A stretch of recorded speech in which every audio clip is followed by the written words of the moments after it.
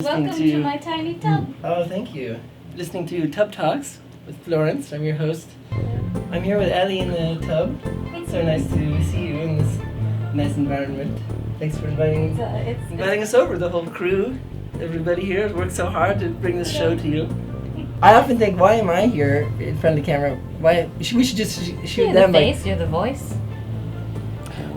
Well, just recently we were invited to be on a panel discussion at the first annual Student Media Con, which was quite cool. It was at Hunter College here in New York.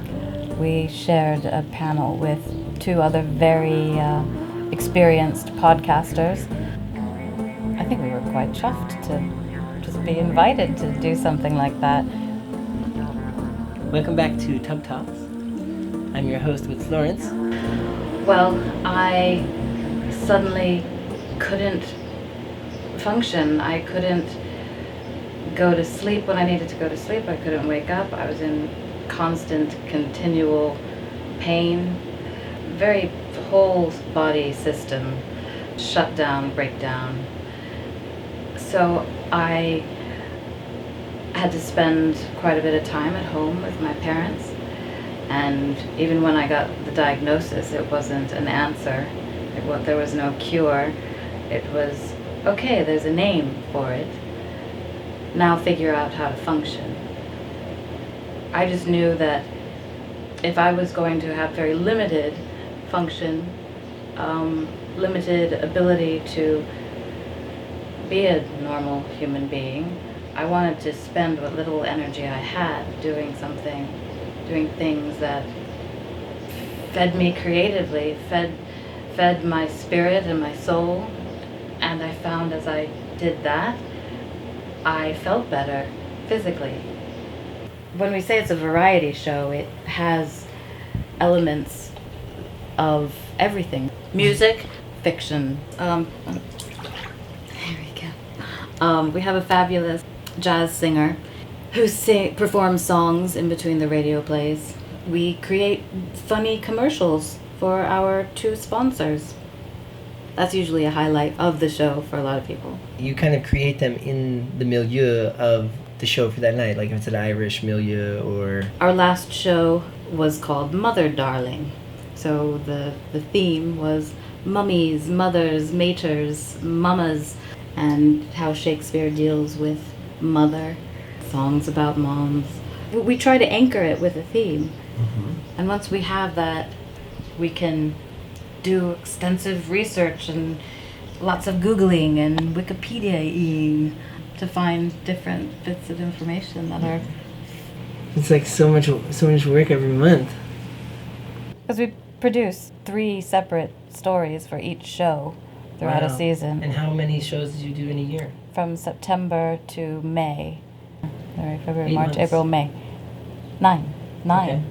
Well, all of our stories have a very macabre, spooky, creepy vibe to them. You were telling me about how in a way, the Fireside Theater developed out of you having this new condition, this like fatiguing condition. It developed out of a need to perform. I was bartending a lot. It was the wrong job for me with my condition, but it was quick money and it was also a sort of performance. I started doing that to have flexibility as an actor, but it turned around into something where I was doing more of that than I was doing any performing or auditioning. So I got together with a friend. His writing pseudonym is Silva Sandovar.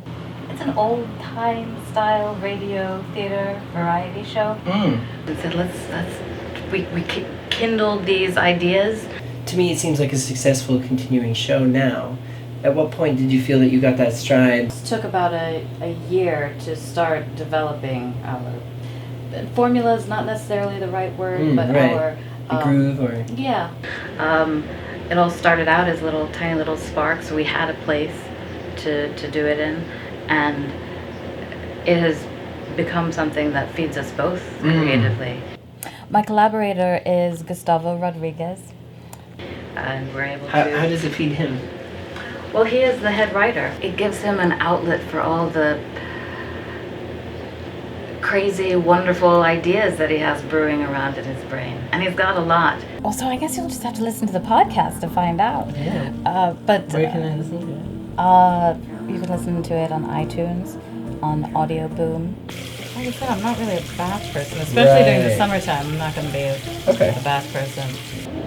New York is a very expensive city, and I've had my struggles, and I'm still figuring out how to make things work. But I know that when I am playing with my Fireside family, when I am researching the history of a Elizabethean or Jacobean play, and that does feed me. I've been writing the fantasy novel. So what makes it a fantasy is the setting? It's a little bit like fairy tale logic, I think. Like a city of giants who live in the clouds because they're allergic to the surface, the flora and fauna of the ground. So they've found a way to live in the clouds, but it involves this turbine that is powered by people they capture with tornadoes that they suck up in tornadoes, and then they put to work keeping this perpetual storm going underneath their clouds, and otherwise it would just sink down and the clouds would go away. And so then in the story, the characters go through and they destroy the turbine and they set free the slaves, and the cloud city crashes into the ground. And then suddenly you have all the giants who are then homeless. But they're horribly allergic to everything on the ground, so they start to die, and it seems so sad, even though they were kind of cruel masters before.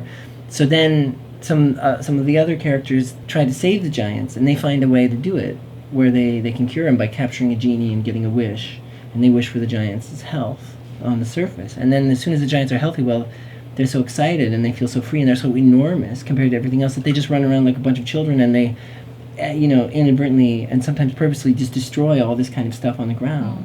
And so then suddenly they're left with, oh no, we've saved the giants, but they're destroying everything. Welcome back to TubTalks. I'm your host with Florence.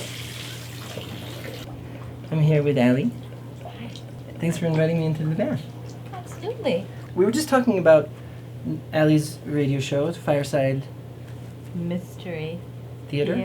I thought it was Fireside Mystery Theater, but then it sounded like such a prosperous and well-known thing. I was like, oh, it can't be that, but it is that. My show is called Fireside Mystery Theater, and it is a live show that we perform, and we record the live show for podcast. The podcast wasn't even an idea that we had at first, just an idea. Just a live show. Just a live show, yeah. To share spooky stories. People love spooky stories. Yeah. It's a great tradition to read things that frighten you a little bit, especially as the nights get longer. The nights can be so long that you don't know.